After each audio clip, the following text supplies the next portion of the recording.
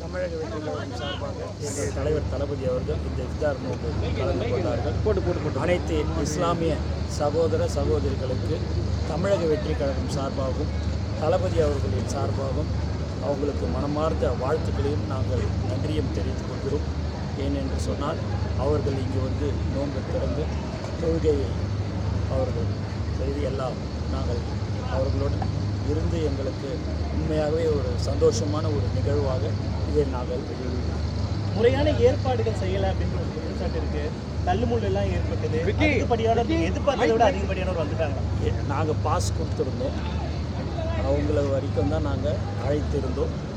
அதை தாண்டி மற்றவர்கள் சில பேர் கொஞ்சம் பேர் வந்திருந்தாங்க. இருந்தாலும் அது நல்ல முறையில் நடந்தது என்பதை இந்த நேரத்தில் சுற்றுப்பயணங்கள் சொல்கிறாங்க. அவங்களுக்கு என்ன சொல்ல மாவட்டம் சுற்றுப்பயணங்கள் அது